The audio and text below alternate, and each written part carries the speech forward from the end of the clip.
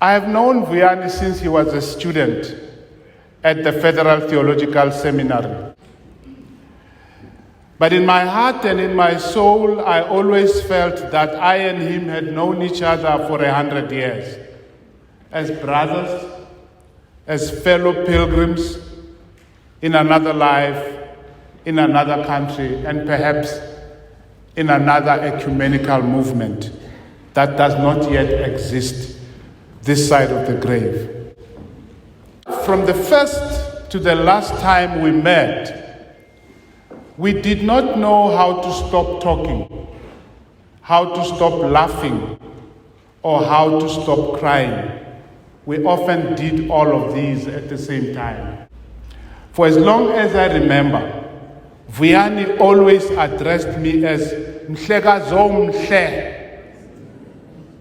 and I often retaliated in equal measure, so that whether we met in the street, in the mall, at the airport, or down the corridor at the university, the reciprocal sounds of Molo Mhlekazo Mhle would ring.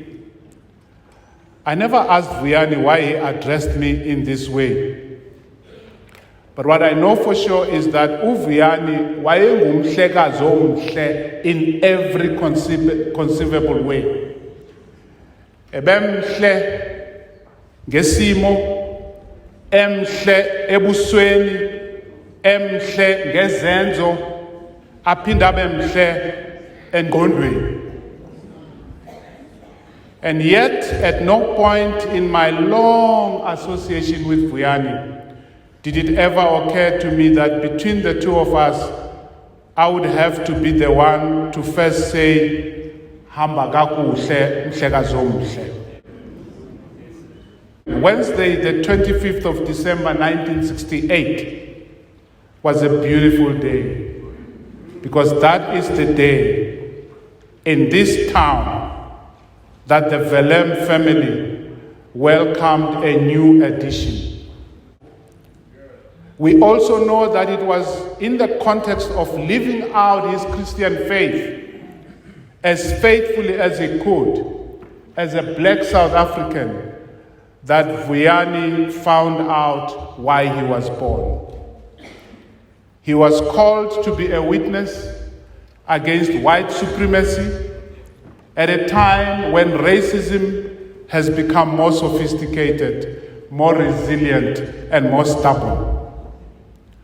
For his truth-telling against racism in the church and in the academy, Vuyani paid a heavy price. In the message mourning the passing of Vuyani on their website, the Center for Contextual Ministry at the University of Pretoria describe Vuyani's demeanor in this way. They say, and I quote them, "Some were nervous around him. Some did not want to understand him. The anger he held at injustices in the subtlest and most overt forms simply could not be borne by all. It was too heavy. His truth-telling also sat heavy on himself." End of quote. To say that some were nervous around him is to put it mildly. Ever so often, Vuyani triggered what best-selling American writer Robin DiAngelo called white fragility.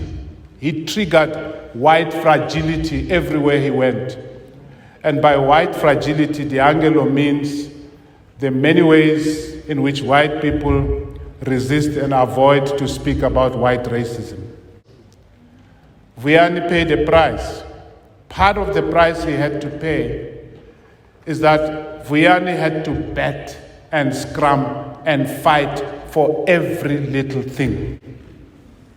Every little thing. There's nothing that he has that he did not have to fight for. And all of that took a great toll on him. Vuyani was often accused of being too angry. And maybe he was. Anger has its place. Irish poet and philosopher David Whyte defines anger as the deepest form of compassion. He continues, stripped of physical imprisonment and violent reaction, anger is the purest form of care.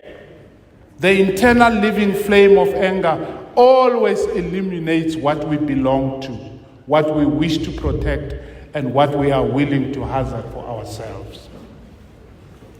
End of quote. Unlike those who engage in theology merely as an intellectual and rational exercise, for Vuyani, theology was as much a matter of the mind as it was of the heart. That is how he came to love his students so much, both those he taught and those he looked after as a residence warden at the University of Pretoria. I came here to say to Vuyani, "Uhambe kakuhle mhlekazi omuhle." And yet, in part, I came here today in protest. And in some ways, I came here today in anger, including anger against God and anger against the gods.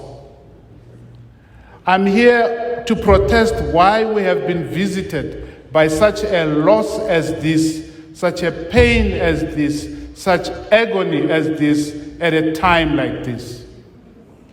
Why has such a raging fire as Vuyani Vellem been put out so suddenly and to our minds so prematurely? The poem of Don Matera. Let me just read that poem and sit down. It's titled To God by Don Matera. I sometimes wonder how strong you are. What awful cosmic tensions throb inside your restless brain. Why, in the scheme of human conception, did you have to include pain?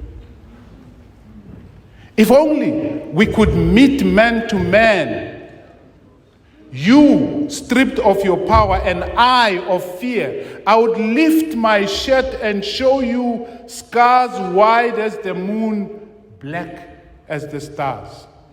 If only we could meet in the ghetto, in the street, you stripped of power of death and I of its fear,